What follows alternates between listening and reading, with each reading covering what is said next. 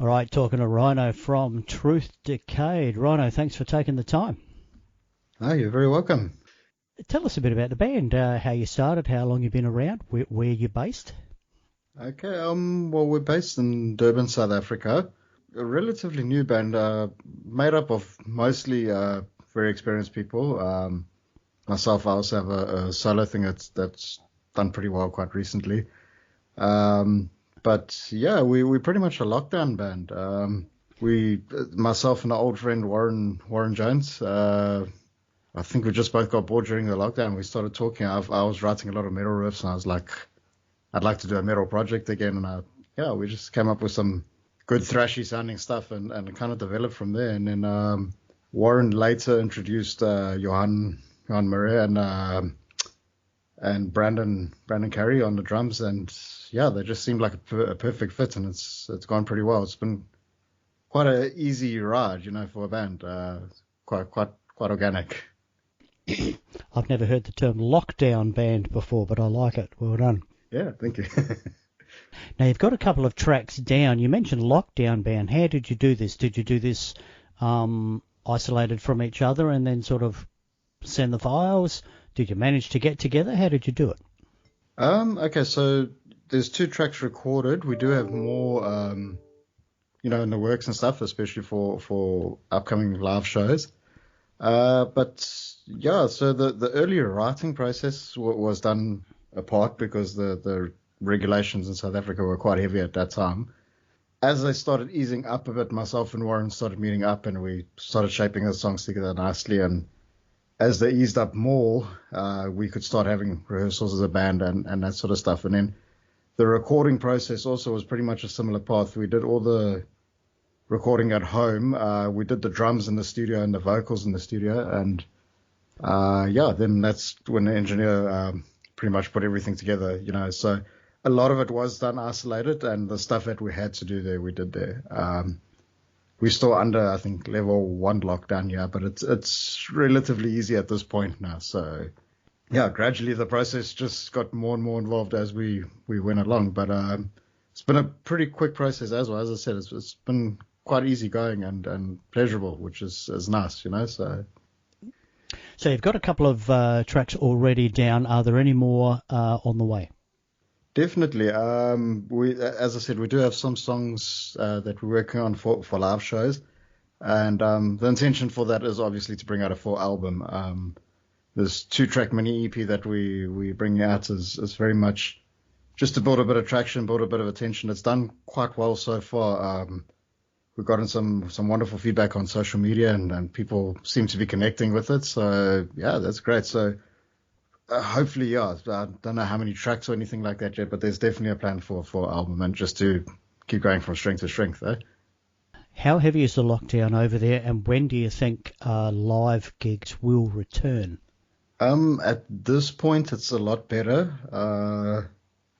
As I said earlier, we are on level 1 at the moment, which is relatively light. Not necessarily for every industry, but for most of them. And some live gigs have started getting on the go again. But it's very dependent, I think, on the license of venues. If you still licensed as a nightclub, then you're not having anything happening. But if you're licensed as a pub, you can get away with it. Oh, okay. That's interesting. A lot of it has to do, some pubs will have a nightclub license to be able to stay open longer. But that backfires now because under the lockdown regulations, they count as a nightclub, so they're not allowed to operate. But some pubs and stuff have managed to have some gigs. It's obviously very strictly controlled and limited tickets and much earlier in the night than what it would normally be. So some things have gotten on the go. Also, sort of restaurant vibes, that sort of thing has opened up a bit. So yeah, we're slowly getting back there. I think the main thing that people are hoping for is that we don't get hit with a second wave, and we can just, hopefully by early next year be almost at some sort of place of normalcy again. Let's talk about the sound of the band. How would you describe it? Where did it come from? Warren and myself both enjoy a lot of the older stuff. I suppose Jan also. He's also a big fan of that. We like a lot of Judas Priest and Slayer, older Metallica stuff, along that line. So that, that's where a lot of the thrash metal vibe comes from. I'm also a very big Sepultura fan myself, and the drummer Brandon likes the older Sepultura stuff a lot.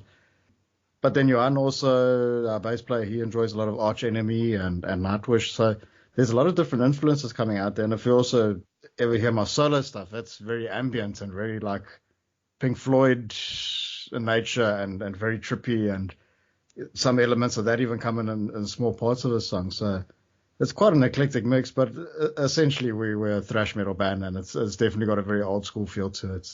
Lots of solo bursts and all that. So yeah. All right. So tell us a bit more about the other members of the band, and expand on where they've come from and how they came to be involved. Okay, so Warren is a longtime friend of mine. We did grow up together. We went to school together. And yeah, he's had different periods of being very active. The first most active period was with a band called Mystical Element. They had quite a good run. They were actually very popular at the time as well. And it's just a fantastic band, very instrumental, very melodic. And more lately, the last show I saw Warren at, which planted the initial seed for this to come out of lockdown, was a Metallica Kill 'Em All tribute that he was a part of with a great band. Great bunch of guys. And yeah, he was obviously doing all the Kirk Hammett parts and everything with that, and fantastic show. So yeah, Warren's a very good player, and as I said, been involved in some good stuff. Missed a couple of years, but it's good to have him back, and he's more passionate than ever at this point now. Johan is very new to the live music scene and all that. He's an accomplished musician. He plays very well. He actually had more of a keyboard background, played a bit of guitar and did some singing and stuff like that. But yeah, I mean, Warren offered him. He said, if you play bass, you can join the band type of thing. If you can learn how to play the bass. And he's also come full steam ahead, put a lot of effort in, put a lot of hours of practice in, and yeah, he's done a great job. I think he's actually handling the bass very well. And he as I say, he is musical, although he doesn't have the live experience. He's got an ear for it, and he understands music, so that's also very nice to have someone in the band that can do that, and he just also comes with a hell of a lot of enthusiasm, I think also because it's all quite new to him, so it's quite nice. You got sort of, with the rest of us, it brings that old feeling back, like that excitement. And then, yeah, Brandon, along with me, would be myself and Brandon are the most accomplished musicians, I suppose, in terms of bands we played at and festivals and stuff. So Brandon's also got quite a good background. He played with a band called Stigmata Dawn, which was, if I'm not mistaken, between 2007 2009. They were quite active, and they did very well as well. Played a lot of really good metal festivals here in South Africa, and I think they opened for Carcass. I stand to be corrected, but I'm sure they were one of the bands that opened for them at a festival. And I mean, if you heard the songs, he's a crazy good drummer as well. Very good double bass, absolutely solid, and yeah, also just an awesome guy, and great addition to the band, and as I said, having him as a more experienced musician, he definitely helps sort of keep a type of level-headedness, I suppose, with decision making and moving forward. So yeah.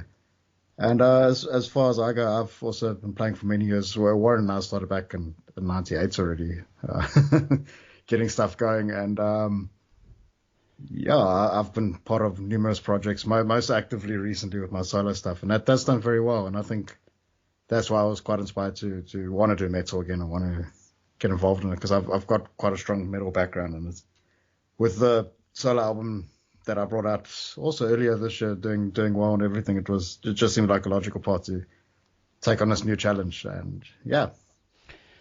Excellent. Right, now, how can people hear the music that I've heard? How do they go about that? EP launch is on the 23rd of October, so it's coming next week, Friday, in South Africa, and there will be some early stuff coming out on the 21st with some channels that have picked it up and so on. But the 23rd is the official launch date, and it will be available on all streaming platforms and everything like that, Spotify, iTunes, all that. is available for pre-save already. And I think the best way to connect with the band, we're on Facebook and Instagram, but Instagram seems to be doing really well, and fan base is growing steadily there, and there's a lot of engagement from people there as well. Personally, I also just prefer Instagram as a channel. I think it's better. But follow us there. Follow us on Facebook. We're also more than happy to connect with people, and we love any form of discussion, any questions, anything like that. We're more than happy to share things about the band and our music. But yeah, it will be available on all social media. We do have a video out on YouTube as well, which is just a playthrough video. And there's more stuff to come along that line as well. So yeah, you'll find us pretty much anywhere after the 23rd. Right, good to be talking all the way from South Africa to Ryno from Truth Decayed. Thanks for your time today, Ryno. Oh, you're very welcome. Thank you for having me and chatting, and yeah, it's been awesome. Always good to hear new music, broadening our world here while in lockdown. So Truth Decayed, 2-track EP coming out very soon, and then I guess we'll keep our eyes open for an album sometime in the near future, eh? That's definitely a plan. We're hoping sometime early next year or maybe mid next year, depending on how the process goes. Yeah.